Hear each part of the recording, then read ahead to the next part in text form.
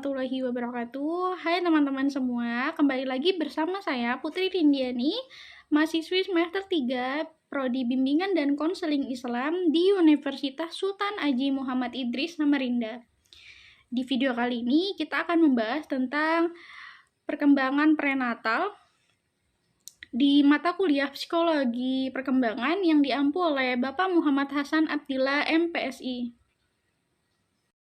Nah, oke teman-teman, sebelum kita masuk ke materi, di sini ada 3 poin yang akan kita bahas bersama, yaitu yang pertama ada pengertian perkembangan prenatal, dan yang kedua adalah tahap perkembangan, dan yang ketiga ada faktor yang mempengaruhi perkembangan prenatal. Nah, masuk ke poin pertama yaitu pengertian perkembangan prenatal. Seperti yang kita ketahui bahwa perkembangan manusia itu bukan dimulai sejak bayi, tapi dimulai sejak dalam kandungan. Bisa disebut masa prenatal atau masa prakelahiran. Oke, kita masuk slide pertama, yaitu perkembangan prenatal adalah perkembangan awal dari manusia. Nah, seperti yang saya sebutkan tadi, bahwa awal mula kehidupan manusia itu dimulai sejak di dalam kandungan. Nah, di sini dimulai dari pembuahan yang terjadi dari pertemuan sel sperma dengan sel telur. Sel telur yang telah matang dibuahi oleh sel sperma yang matang yang akhirnya akan menjadi sel-sel baru dan membentuk zigot. Pertumbuhan ini menandakan berfungsinya dengan baik organ reproduksi manusia. Oke, kita masuk ke poin kedua, yaitu ada tahap perkembangan. Di sini ada 3 tahap perkembangan, yaitu germinal, embrionik, dan fetal. 3 tahap ini berlangsung berurutan. Kenapa berurutan? Karena ini seiring dengan pertumbuhan organ yang ada pada calon bayi. Tadi, fase yang paling awal ini adalah fase germinal. Nah, fase germinal ini berlangsung mulai dari awal pembuahan sampai 2 minggu pertama janin masih ada di dalam rahim ibu, berada pada fase germinal.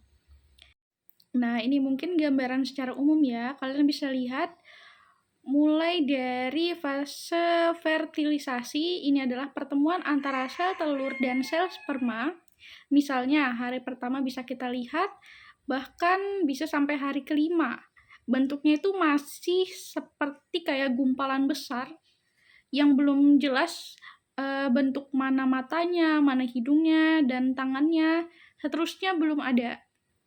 Kemudian di sini ada di usia kedua 8 hari masih 1 bulan, berarti betul masuk 1 bulan, udah mulai terbentuk mirip seperti kuda laut ya teman-teman. Kelihatan ya, tapi belum jelas juga tanda tangan, kakinya, dan seterusnya.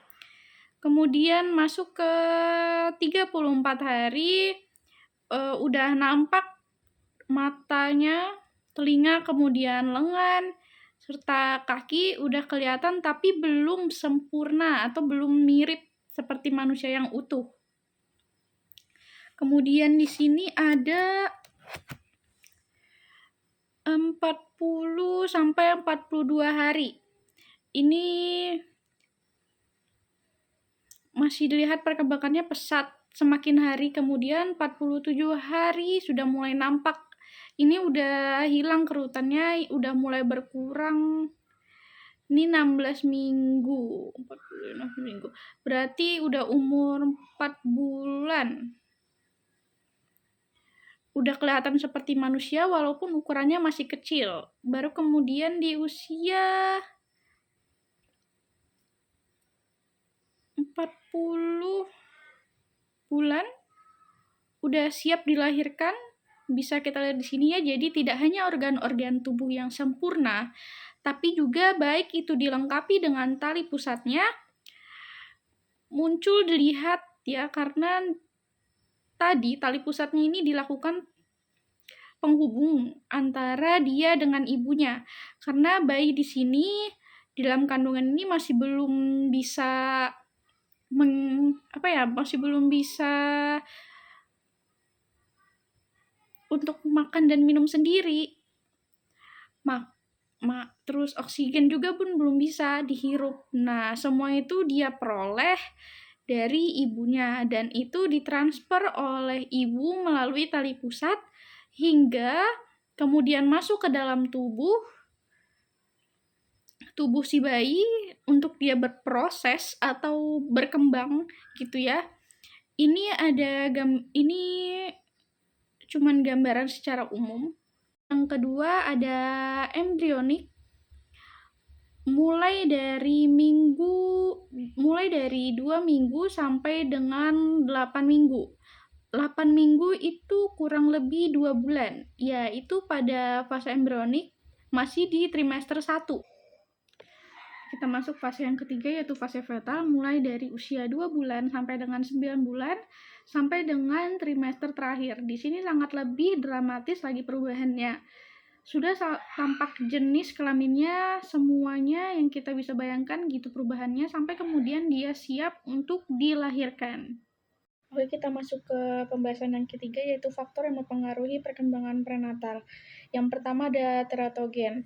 Nah, teratogen adalah semacam zat kimia yang bisa didapat dari obat atau didapat dari benda-benda lain yang kemudian bisa menyebabkan keracunan pada ibu sehingga mengakibatkan cacat lahir ataupun kelainan mental pada bayi. Terus yang kedua ada obat. Obat ini memang kepada ibu hamil itu tidak bisa sembarangan ya mengkonsumsinya. Obat jika ibu hamil sakit, memang harus langsung berkonsultasi dengan ahli dalam hal ini baik bidan ataupun dokter kandungan, untuk kemudian diberikan obat yang aman untuk ibu-ibu hamil, karena kalau misalnya mengkonsumsi obat yang tidak diresepkan oleh dokter atau obat bebas, itu juga dapat beresiko merusak perkembangan di dalam kandungan. Jika kalau misalnya ada zat kimia berbahaya yang ada di dalam obat, kemudian masuk melalui darah ibu, terus sampai ke bayi, itu dikhawatirkan akan mengganggu proses perkembangan tadi. Terus selanjutnya, yang ketiga ada nafza. Misalnya, kalau ibu hamil itu mengkonsumsi alkohol atau menghisap rokok. Nah, di sana kan ada zat nikotin ya. Itu sangat berbahaya sekali pada bayi gitu, karena pada rokok atau pada alkohol itu bahayanya sangat besar. Kemungkinan untuk memicu bayi mempunyai gangguan-gangguan mental atau mempunyai cacat fisik atau kelainan-kelainan lain, karena itu sangat berpotensi.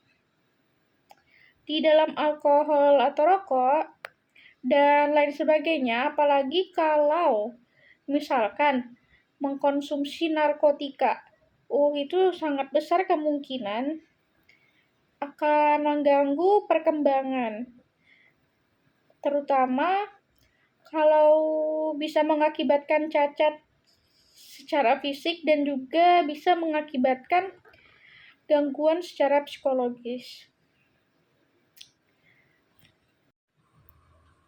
Nah, yang keempat itu tidak cocok darah. Ini biasanya adalah dalam bentuk resus.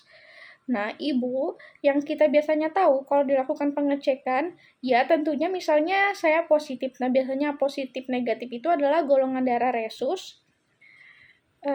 Ketika ibu misalnya mempunyai resus darah negatif, kemudian suaminya mempunyai resus darah positif, kemudian anak yang dikandungnya misalnya mempunyai resus darah positif, sedangkan si ibu, yang tadi ibu, resmi darah negatif.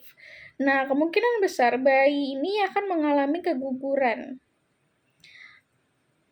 Karena positif yang dimiliki oleh bayi ini nggak cocok dengan resus darah negatif yang dimiliki oleh ibu.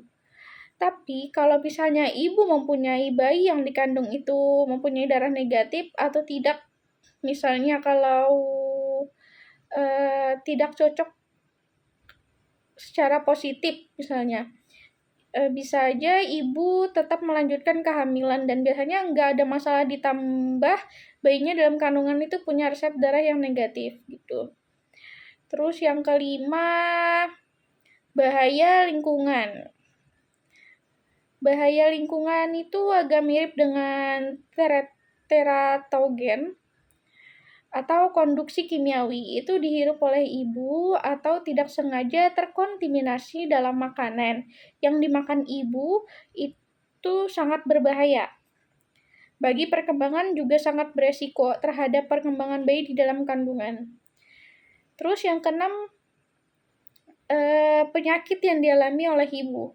Penyakit ini memang sangat beresiko kalau misalnya ibu terpapar sakit saat sedang mengandung, apalagi kalau misalnya sakit yang dialami itu disebabkan oleh cacar.